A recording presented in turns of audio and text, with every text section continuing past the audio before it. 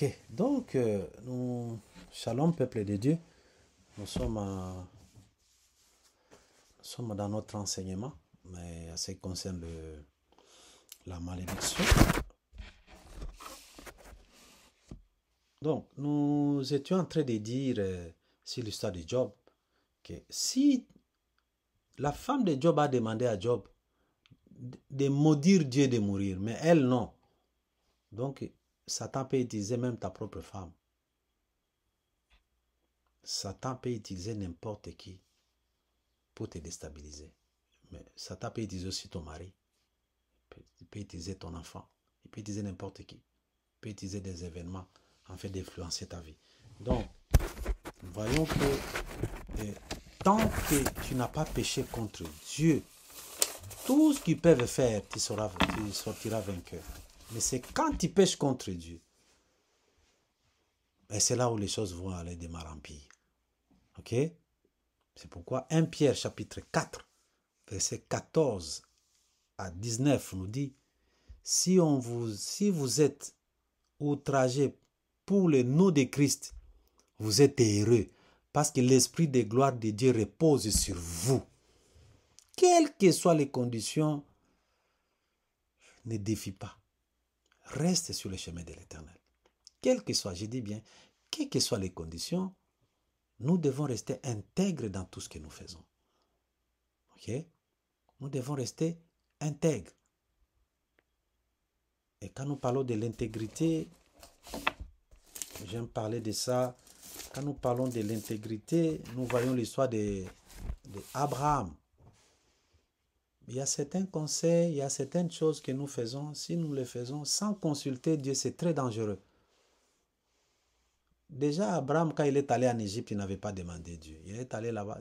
Et c'est là où il a eu l'esclave égyptienne, la Agar. Ça, c'est la première difficulté. La deuxième difficulté, c'était parce que quand nous aurons étudié sur l'Égypte, l'Égypte qui signifie maison de servitude, donc il ne faut pas aller en Égypte. Dieu n'aime pas. L'unique occasion où Dieu a permis que ses enfants aillent en Égypte, c'est quand l'enfant Jésus était né. Hérode voulait tuer l'enfant Jésus. C'est là où l'ange a apparu à Joseph et à Marie et dit fuyez en Égypte. Parce que l'Égypte, à ce temps-là, était une grande puissance. C'est comme aujourd'hui, nous qui vivons à ce temps, c'est le 21e siècle. C'est les États-Unis, la Russie, la Chine qui sont des grandes puissances. Mais rien n'est éternel sur la terre. Aujourd'hui, mais hier, c'était pas. Il y a de cela 100 ans, là, c'était l'Angleterre qui était la grande puissance.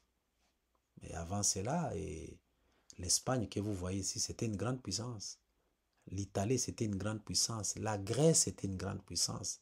L'Égypte était une grande puissance. Babylone, qui est l'Irak, c'était une grande puissance. L'Iran, le roi des Perses, là, c'est l'Iran aujourd'hui. C'était une grande puissance. Donc, ça change toujours. Alors, c'est comme tu as des problèmes avec les Américains. Où est-ce que tu vas fuir? Ils vont t'attraper. Mais si tu as des problèmes avec les Américains, tu vas en Russie, tu vas en Chine, tu seras en sécurité parce qu'ils ne s'attendent pas bien là dans leurs affaires. Et c'était comme ça que Dieu a permis seulement à ce temps-là.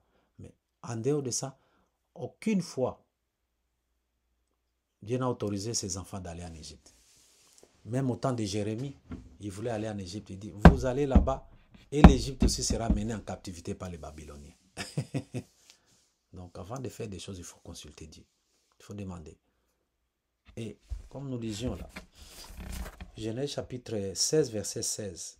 Abraham était âgé de 86 ans lorsqu'Agar enfanta Ismaël à Abraham. Genèse 17, verset 1. Lorsqu'Abraham fut âgé de 99 ans, ça fait 13 ans d'écart, l'Éternel apparut à Abraham et lui dit, je suis le Dieu Tout-Puissant, marche devant ma face et sois intègre. Donc, il y a eu à peu près 13 ans de silence. 13 ans de silence. Mais quand Dieu a voulu apparaître à Abraham pour lui parler, il dit sois intègre. C'est-à-dire Abraham avait déjà un problème d'intégrité. Pourquoi? Parce qu'il espérait. Abraham espérait. Il était sûr, comme Dieu lui a fait promesse. Mais cette promesse-là va s'accomplir comment? Il y a déjà un enfant. Sarah est stérile. Abraham, au lieu de consulter Dieu, c'est Sarah qui lui a donné l'idée. Hein. Ouais, et aujourd'hui, les descendants d'Ismaël et les descendants d'Isaac ne s'entendent pas. Donc, vous comprenez qu'il y a certaines situations qui... C'est pas nous, mais ça a commencé très loin. Amen. Bon, ça c'était entre parenthèses. Donc, si vous êtes outragé pour le nom de Christ, vous êtes erré. Parce que l'esprit de gloire de Dieu repose sur vous. Mais si quelqu'un souffre comme chrétien, il n'en est point honte, qui glorifie Dieu. Ainsi, ceux qui souffrent selon la volonté de Dieu remettent leur âme au fidèle Créateur en faisant ce qui est bien. Voilà. Donc, quelles que soient les conditions, sache que si tu es outragé, tu es insulté pour le nom, pour ta vie de chrétien, tu es heureux. Sans toi errer. Parce que l'Esprit de Dieu repose sur toi. Voilà. Mais aujourd'hui, les gens n'aiment... Parfois, les gens s'humilient, mais les gens n'aiment pas l'humiliation. Il y a une différence. L'humilité, c'est quelque chose qui sort de toi vers l'extérieur. L'humiliation, là, c'est plus difficile que l'humilité. Parce que l'humilité, c'est toi qui choisis. L'humiliation, ça vient de l'extérieur et toi, tu dois l'accepter. Et c'est là où ça ne marche pas. Ok? Et c'est pas facile. Non. Nous devons comprendre que avant quoi que ce soit ne t'arrive, c'est la malédiction de l'Éternel d'abord qui commence. Et mais pour que ça commence, il faut que tu enfreignes, tu désobéis au commandement de Dieu. Pourquoi? Parce qu'on dit, la malédiction sans cause n'a point d'effet. Proverbe 26, verset 2, vous connaissez bien. Alors, les gens aiment dire ça. Hein, quand quelqu'un t'insulte, il dit, sans effet, une malédiction sans cause n'a point d'effet. Mais si tu es maudit, ça signifie la malédiction a une cause valable. En quelque sorte. Je l'ai dit seulement en d'autres termes. Quand on dit la malédiction sans cause n'a point d'effet. Donc, une malédiction avec cause a des effets. Si vous subissez les causes de malédiction, ça dit il y a une raison valable. Voilà. Si vous subissez les effets d'une malédiction, ça veut dire il y a une raison valable que vous soyez maudit. Et quand nous lisons Ecclésiaste chapitre 10, verset 8, on nous dit qui creuse une fosse, il tombera. Qui creuse un puits, un trou, il y tombera. Et celui qui renverse une muraille sera mordu par un serpent. Pourquoi? Parce que quand vous vivez une vie de péché, la main de Dieu, la main protectrice de Dieu n'est plus sur toi. Toi-même, tu renverses la muraille de protection. Parfois, nous nous plaignons beaucoup. Ah non, moi, je n'ai pas d'argent, moi, je n'ai pas un bon travail, moi, je suis comme ça, je souffre. Mais tu as la vie, mon frère, ma soeur, tu es vivant. Ne prends pas ça à la légère. Ok? Dieu te protège. Pourquoi? Parce que beaucoup de gens se battent à être bénis. Mais Dieu ne te bénira pas tant qu'il n'a pas fini de combattre pour toi. Je répète, Dieu ne te bénira jamais tant qu'il n'a pas fini de combattre pour toi. Malheureusement, ces combats-là, tu dois y participer.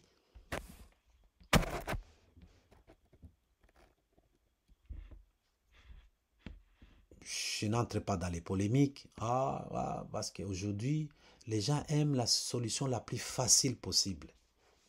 La facilité des solutions dont les gens cherchent, c'est dangereux. Et c'est pas bon. Pour ta délivrance, à moins que tu sois fou, comme le fou de Gadara. Là. Le fou de Gadara, lui, il vivait dans les sépulcres, donc dans les cimetières. Là. Lui, il a perdu la tête. Mais tant que tu as raisonné, sache-le bien, tu dois participer à ta délivrance. Parce que le premier point pour la délivrance commence par la prise de conscience. Il y a des gens qui se plaisent dans leur souffrance. Ils trouvent que c'est normal. Tant que tu connais, tu penseras que ce que tu vis, c'est normal et Dieu connaît. Dieu connaît. Mais il ne fait rien si toi tu fais. Si toi tu fais rien, lui aussi ne fait rien. Mais le jour où tu vas commencer à te préoccuper là que ça ne marche pas dans ma vie, eh bien, c'est là où la chose va commencer à changer. Je suis clair. Et je vois des gens, ils viennent, oh papa aurait dit prends l'argent. Non, la délivrance, ce n'est pas une histoire d'argent. C'est une histoire, toi et moi, nous devons nous rencontrer. On va prier ensemble. Comme j'ai dit là, dans mon introduction, on ne peut pas prendre l'ordonnance de l'autre pour te donner, toi, à l'aide d'acheter les médicaments. Tu peux avoir les mêmes maux de tête ou les maux de ventre ou je ne sais pas quelle maladie. On doit diagnostiquer de quoi tu souffres, toi-même d'abord. Mais aujourd'hui, on dit, ah oui, moi j'ai récité le psaume 50 fois et j'étais guéri. Mais tu connais l'origine de son problème? Tu ne connais pas. Parce que lui, il t'a dit ça, toi aussi tu le pratiques. Mais non, ça ne marche pas. Ça ne marchera pas. Ok? Ça ne marchera pas du tout. Donc, nous devons faire très attention là-dessus. Quand tu vis une vie de péché, la main de Dieu se retire de toi. Et tu restes là. C'est-à-dire sans protection. Donc, tu as renversé le mur de protection et tu seras mordu. Le serpent, c'est Satan. C'est-à-dire, tu es libre. À l'air, c'est comme si on prenait l'argent, on jette dans la rue. N'importe qui peut ramasser. Ok? Et Jérémie chapitre 30, verset 15, on nous dit, pourquoi te plaindre de ta blessure, de la douleur qui cause ton mal? C'est à cause de la multitude de tes péchés et de tes iniquités, du grand nombre de tes péchés. Ah. Beaucoup de gens se plaignent, ça ne marche pas, il y a tel qui me combat. Beaucoup de gens, quand ils viennent me voir, ils m'appellent, ils viennent à la maison. Oh, papa aurait dit, je voudrais qu'on se voie. Ma vie, ça ne marche pas. Oh, tu sais tel. Ah, c'est parce que mon oncle. Oh, c'est ma tante. Oh, c'est tel. Moi, je dis, c'est bon. C'est bon. Mais sache que toi-même, à 80% de la situation, tu es à l'origine de ton propre problème. Soit par ignorance ou par négligence. Mais l'homme est à la base de ses propres souffrances. Soit tu ignores, soit tu négliges, tu trouves que ce n'est pas important. Ou tu te plais, tu t'es complet dans la situation dans laquelle tu te trouves. Donc, nous disons que Dieu nous maudit à cause de la désobéissance d'État. Pourquoi Dieu nous maudit? Il nous maudit. Qu'est-ce qui fait que Dieu puisse nous maudire? Parce que nous avons désobéi à sa parole. Voilà. Et quelle est cette parole-là? C'est la Bible d'abord. C'est l'unité des mesures. Comment tu sauras que Dieu n'aime pas ça? Il y a des chrétiens qui ne lisent même pas la Bible. Ce n'est pas leur affaire. Moi, je constate beaucoup de gens qui vont à l'église, ils ne lisent pas la Bible. Rare. Et je les détecte seulement là. Je dis, ok, on va lire Naomi chapitre 1, verset 3. Je commence à chercher Naomi. Naomi existe, non? C'est l'histoire de Ruth. Hein? Il cherche là dans la Bible. Oh, mais je ne vois pas Naomi là. Mais tu ne connais pas l'histoire de Naomi, de Ruth? Oh oui. Il n'y a pas de livre de Naomi dans la Bible. Il y a le livre de Ruth. Quand quelqu'un seulement commence à chercher, je dis, elle ne lit pas la Bible. Il faut lire la Bible pour connaître qu'est-ce que Dieu veut. Donc, tout ce que Dieu te recommande dans la Bible de le faire, tu ne le fais pas, tu commets un péché. Voilà. Donc, c'est la parole écrite. Et il y a aussi la parole dite, la parole parlée. Dieu peut te dire, fais ceci. Si tu ne le fais pas, tu commets un péché. C'est l'histoire de Jonas. Ce n'était pas écrit dans la Bible avant. On a écrit l'histoire de Jonas après. Dieu a dit à Jonas, va à Ninive, va prêcher ces gens-là. Parce que je vais les détruire. Lui, il a fui à Tarsis. Comme nous, les Juifs et les Ninives, on ne s'attend pas, je n'irai pas là-bas, comme ça Dieu va les détruire. C'est comme ça qu'en fuyant, là, vous connaissez l'histoire, et on l'a jeté dans l'eau. Les poissons l'ont avalé pendant 3 jours. Il a crié à l'Éternel. Et Dieu a dit, tu vas toujours aller. Pour dire quoi? Quand Dieu te dit fais, si tu n'as pas fait, vous allez vous limiter là avec lui. Même si tu pars où. Jusqu'à ce que tu fais ce que tu auras à faire. C'est pourquoi beaucoup de gens Vous allez voir qu'à un certain moment, ils avaient des visions. Ils avaient des visions, mais la vision est perdue. Ils n'ont plus de vision dans leur vie parce que ce que Dieu leur avait recommandé de faire à 7 ans, ils ne l'ont pas fait. Et parce qu'ils ne l'ont pas fait, Dieu ne continuera pas à faire, à te donner d'autres instructions. Il faut faire attention. Tu es prophétesse. Regarde, quand tu étais une petite fille, tu rêvais beaucoup. À moins que ce soit des rêves sorciers. Parce que moi, j'ai vu des gens, j'ai prié sur les gens qui ils vivaient dans la sorcellerie. Ils ne savaient pas. Mais quand on a prié pour elles, même les visions, les prophéties sont parties. C'est pourquoi, si tu viens vers moi, nous allons prier avec toi. Je n'accepte pas que le premier jour, tu commences à parler en langue ou à prier en langue. Non, je dis arrête. Ou à prophétiser, je dis arrête. Parce que les gens aiment prophétie. Prophétie, c'est bon. Hein? Mais moi aussi, j'ai des gens, je côtoie les gens, les prophètes, les prophétesses. Mais moi, les prophètes me permettent d'orienter ma prière. Ah. Parce que peut-être je crois qu'à ces derniers temps, c'est elle qui me combat. Et pourtant, c'est elle. Donc, je dois focaliser ma prière là-dessus. Voilà. Donc, il faut consulter les prophètes. Vous avez l'occasion, faites-le.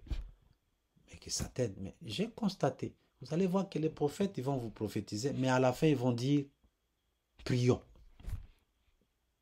Il y a de ces prophètes-là, quand ils disent priez, vous priez. Mais la plupart, vous allez sentir, ah non, tout ce qui est révélé est condamné au nom de Jésus. Comme Dieu a révélé, c'est fini. Faites attention. Je dis bien, faites attention. Le prophète a montré, priez. Et moi, j'ai appris, ok, je commence par la prière. J'ai pris. Ok, quand on me dit, ah papa, on dit, ah tel mon ami là, c'est un prophète, est-ce que je peux... Me dire, ok, si tu veux. Je cause avec lui. Il dit, ah non, je ne sais pas comment tu as prié, mais je vois ça. Je dis, ah, Dieu glorifie. Dieu soit glorifié. Ok, donc, il y a la parole écrite et il y a la parole parlée. La révélation, les instructions, les songes que Dieu te montre. Qu'est-ce que tu en as fait avec? Parce que Dieu nous parle dans les songes. Et pourquoi Dieu nous parle dans les songes? Entre parenthèses. Pourquoi? Parce que l'homme a l'esprit, l'âme et le corps. Le corps, c'est le corps physique. L'âme, c'est le siège de nos émotions, de nos sentiments, de notre pensée, de nos souhaits, de nos désirs. Ça, c'est l'âme. L'esprit, c'est le siège de l'intuition et du discernement. Alors, quand tu dors, ton âme est faible. Il n'y a pas de désir. Tu es fatigué. Alors, quand ton corps et ton âme sont en repos, ton esprit est vif.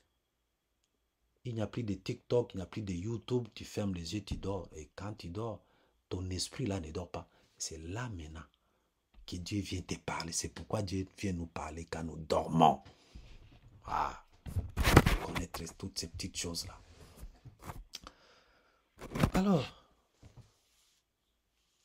quand nous parlons de la parole écrite, donc la Bible, vous devez lire la Bible. Et 1 Jean chapitre 3 verset 4, on nous dit, quiconque pêche transgresse la loi, car le péché est la transgression de la loi. Transgression, dans d'autres termes, ça veut dire désobéissance. La transgression, ça signifie en d'autres termes désobéissance. Quand tu désobéis aux lois de Dieu, tu as péché. Voilà. Et on dit que verset 4, 8, 1 Jean 3, 8, celui qui pêche est du diable. Donc, quand tu enfreins la loi de Dieu, quand tu vis une vie de péché, tu as désobéi, tu as transgressé la loi de Dieu. Tu es maudit, tu seras maudit par Dieu directement. C'est pourquoi il faut avoir horreur du péché. Nous tous, nous sommes des pécheurs. Mais un enfant de Dieu, on pêche accidentellement. Quand nous disons que David était l'ami de Dieu, ce n'était pas qu'il ne péchait pas. Mais David, c'était un homme repentant. À chaque fois qu'il péchait, il s'est repenti. Nous devons avoir l'habitude de nous repentir. Beaucoup de gens, ils se repentent. Mais ils ne se convertissent pas. Beaucoup de gens se repentent, mais ils ne se convertissent pas. Ils sont là, ils connaissent verset, ils pleurent même, ils regrettent le mal qu'ils ont fait. Mais ils ne se convertissent pas. Vous pouvez, nous allons lire Actes des Apôtres, chapitre 3, verset 19. On nous dit ceci. Repentez-vous donc et convertissez-vous pour que vos péchés soient effacés. Il faut se repentir. Ça dit, tu as reconnu tes fautes. Et te convertir, ça dit un virement à 180 degrés. Ça dit, tu es allé au nord, désormais tu vas aller au sud. Tu es allé à l'est et maintenant tu vas aller dans les sens opposés. Beaucoup de gens se repentent mais ils ne se convertissent pas. Voilà, il faut se repentir et se convertir. Et ne prenez pas les péchés comme quelque chose de bon. Non, parce que si tu as l'habitude de mener toujours une vie de péché, tu as un problème avec Dieu. Parce que si tu vis une vie de péché, tu deviens esclave de Satan. Tu dois avoir horreur du péché. Quand tu as péché, tu dois te convertir. Tu dois te repentir et demander à Dieu de te donner la force de ne plus tomber dans les mal. Voilà. Donc, nous disons que Dieu ne nous bénit point parce que nous devenons les gens de Satan. Quand nous péchons,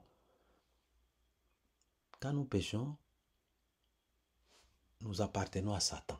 Et si nous appartenons à Satan, Dieu n'a plus d'avoir avec nous autres. Romains chapitre 6, verset 16 nous dit. Romains 6, 16. Ok. Romains 6, 16. Car la bénédiction de Dieu, c'est pour ses enfants.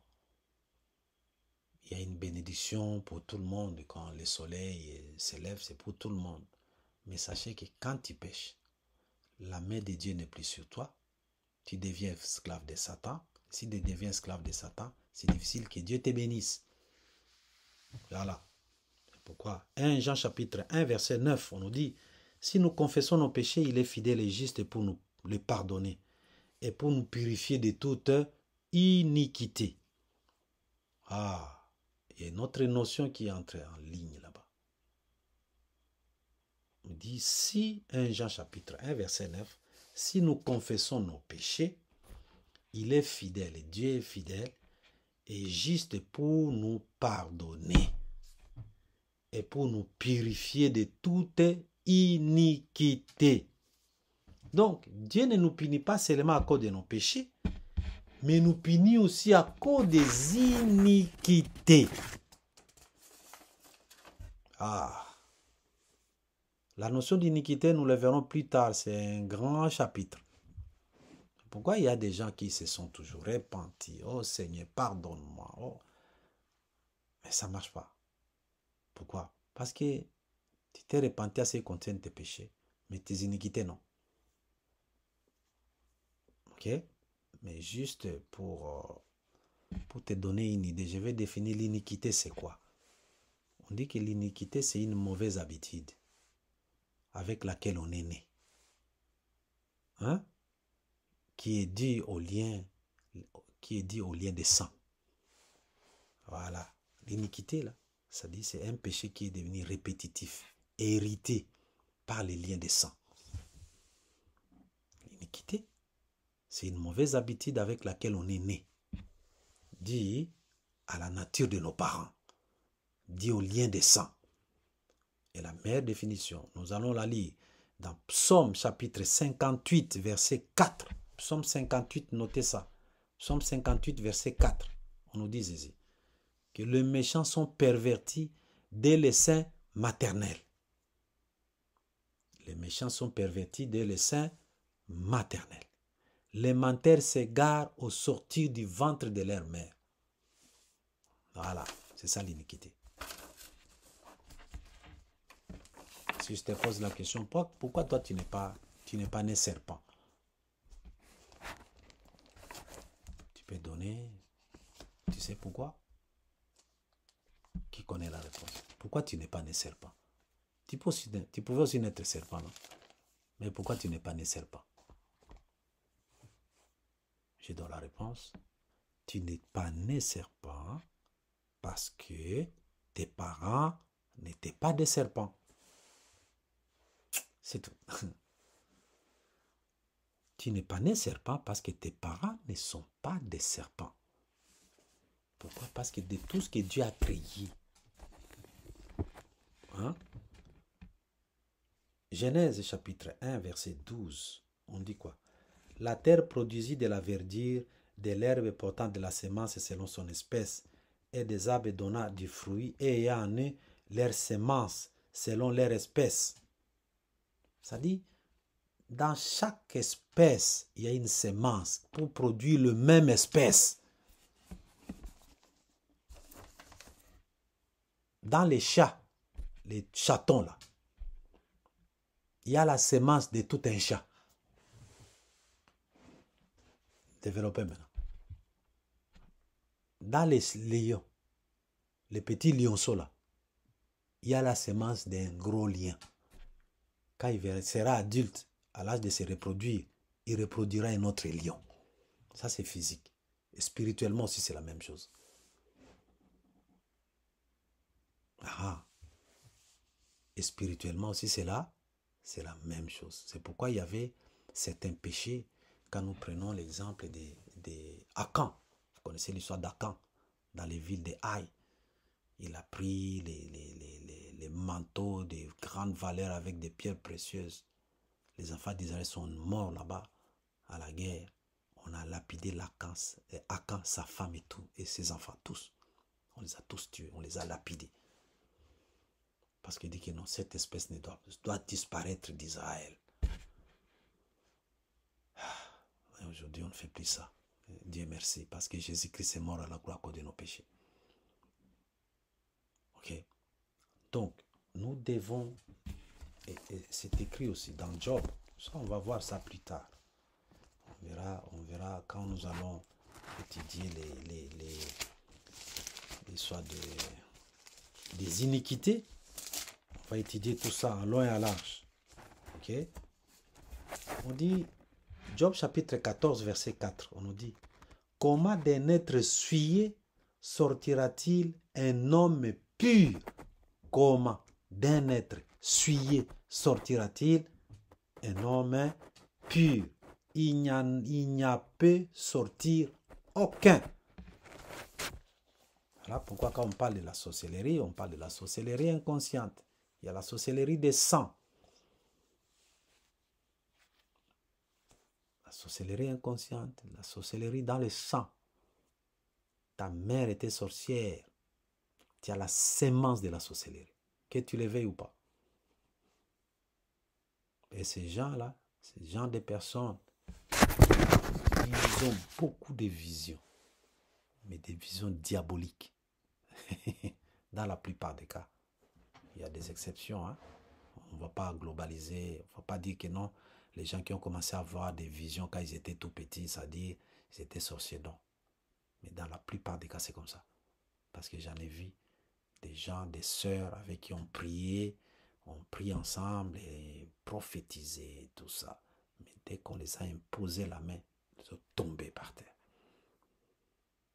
On a chassé l'esprit. Et la sœur a perdu même là. La prophétie est partie. Mais j'ai vécu ça. Mais je ne dis pas que c'est le cas général. Non. Satan fait ces choses. Satan, c'est un imitateur. Mais d'un être impur ne sortira jamais un homme pur. C'est ça l'iniquité. Parce que là, les gens de ce monde disent l'homme est bon, mais c'est la nature qui l'a rendu mauvais. Non. Nous, dans la Bible, on dit que l'homme mauvais est né mauvais. L'homme mauvais est né mauvais. Okay? Et quand nous parlons d'iniquité, ça dit c'est une habitude. Nous avons pris ça comme, regarde l'histoire d'Abraham. Abraham, il avait une belle femme, mais stérile. Isaac avait une belle femme, Rebecca, mais stérile. Abraham était complexé de sa femme. Elle était trop belle. Et il disait à tout le monde que non, c'est ma soeur. C'est vrai, Sarah était sa demi-sœur. Mais la raison, c'était qu'il avait peur, il était complexé. Isaac aussi, la même chose. Il était complexé, il dit, si on me pose la question, il dit que, je vais dire que tu es ma soeur. Ouais. Ils ont la caractéristique d'épouser toujours des femmes stériles, mais des belles femmes. Et même complexées devant leurs femmes. Ah. Ouais. Mais ça lui est venu d'où? Dans leur famille, ils ont l'habitude de choisir le deuxième enfant. Ah. Dans leur famille, ils ont l'habitude de choisir les deuxièmes enfants au lieu de choisir les premiers.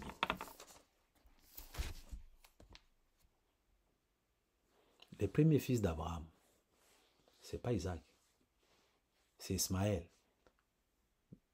Mais c'est Isaac qui a été choisi. Ok? Isaac a eu Jacob et Esaïe. C'était des jumeaux. C'est Esaïe qui est sorti premier, c'est le grand frère. Mais c'est le petit frère qui a été choisi, Jacob.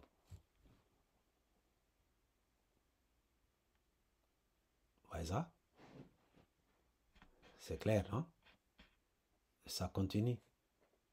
Jacob a eu tellement beaucoup d'enfants. Ruben, lui, le premier fils, il a couché avec une des maîtresses de son père. Il a été disqualifié. Donc, les premiers chez eux, là, ils ont des problèmes. Ok? Ils ont eu des problèmes.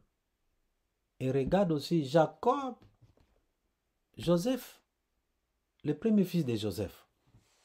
Les premiers noms qui nous sortent dans la tête, on dit Ephraïm et Manassé. C'est ça qu'on dit, non? Est-ce que c'est Ephraïm qui était premier? C'est Manassé le premier fils déjà de Joseph.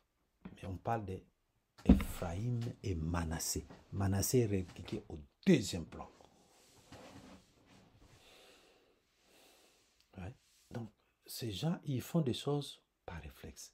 Et quand Jacob voulait bénir les enfants, il a pris la main droite, il a mis sur Ephraïm. Et la main gauche, il met sur Manassé. Et Joseph a dit, papa, c'est pas comme ça. C'est lui, le grand. Il dit, je sais mon fils, mais c'est lui. Un réflexe qui est venu de très loin. C'est pourquoi vous allez voir, il y a des enfants dans la famille, ils ressemblent toujours à vos ancêtres là quelque part. Textuellement, ils font la même chose. Vous allez dire, mais d'où est-ce qu'il a tiré ça? C'est plus fort que lui. C'est plus fort. Les liens de sang, l'iniquité, ça coule dans le sang. On va voir ça en long et en large prochainement. Ok. Donc, que Dieu vous bénisse. Nous allons continuer notre enseignement parce que j'ai décidé de faire toujours des petites vidéos de 33 minutes, 30 minutes là, pour libérer les gens qui vont dans les activités parce que quand c'est plus long aussi, parfois ça fatigue. On va dire, ah, c'est trop long. Autant mieux fait des petites vidéos là. Vous pouvez suivre la suite, de façon que vous puissiez être édifié. Que Dieu vous bénisse.